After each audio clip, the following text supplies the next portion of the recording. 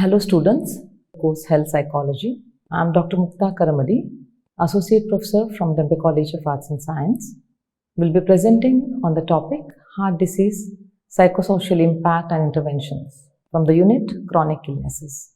In this presentation, I will be talking about psychosocial impact of heart disease and psychosocial interventions for heart disease.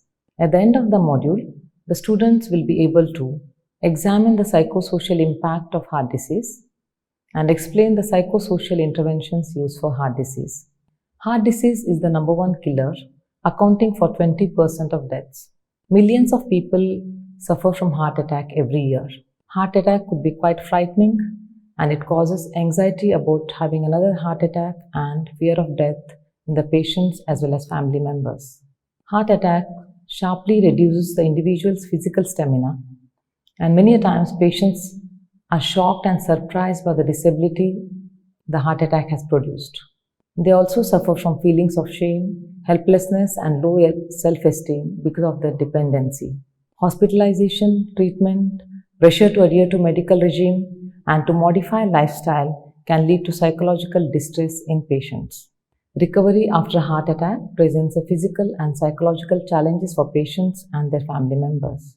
Heart patients fear that overexertion might bring on another heart attack, and they have a lot of confusions and doubts in their mind and usually ask questions to the doctors such as, can I go back to work? Can I drive?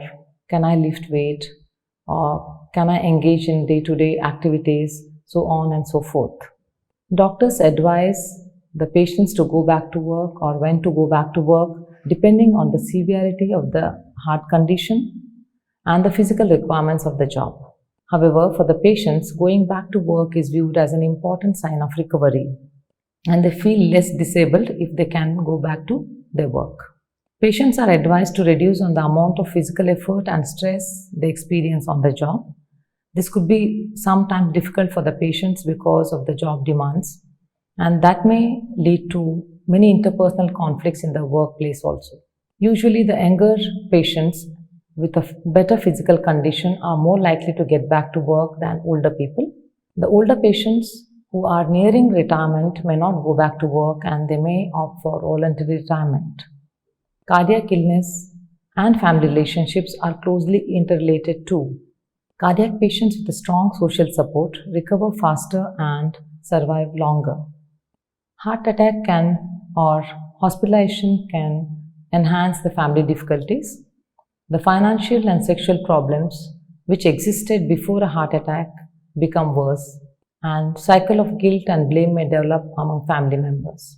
Illness adds to the stress of family members. Conflict over changes in lifestyle can result in marital strife. The spouse of the patient may be keen in supporting the patient in making changes in the lifestyle. However, patients find it difficult to adapt to the medical regime as well as changed lifestyle. So family members tend to see the patient as dependent and irritable, and the patient may see the members as non-supportive and unempathic. Families have an enormous impact on the process of cardiac rehabilitation. Patients adhere to their regimes if the family is supportive. Families also promote cardiac invalidism, that is, patients' abilities are seen as lower than they actually are. This cardiac invalidism leads to too much of a dependency of the patient on the family member and helplessness feelings in the patient. Therefore, to avoid this cardiac invalidism and unnecessary dependency of the patient on the family members as well as the spouse of the heart patient has to be given psycho-education about the heart disease. Now let us look at the long-term emotional consequence of heart disease.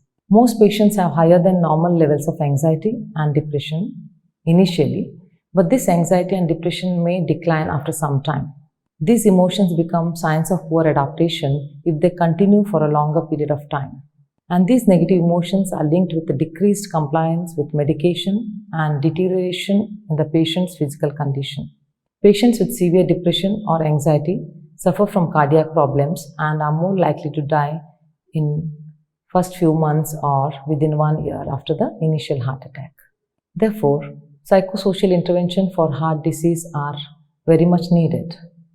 So these interventions revolve around the reducing several risk factors, that is improving blood pressure, reducing cholesterol levels, reducing body weight, or improve eating habits and promoting regular exercise.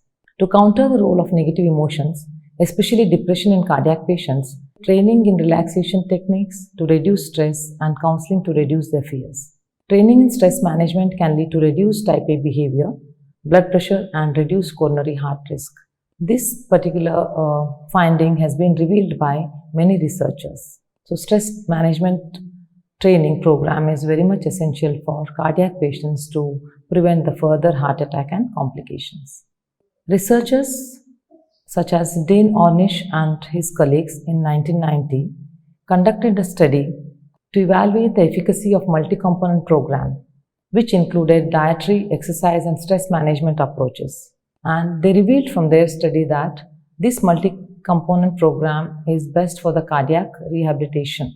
This particular program focuses on motivating the individuals or cardiac patients to bring in or adhere to the medical regime as well as modify their lifestyle.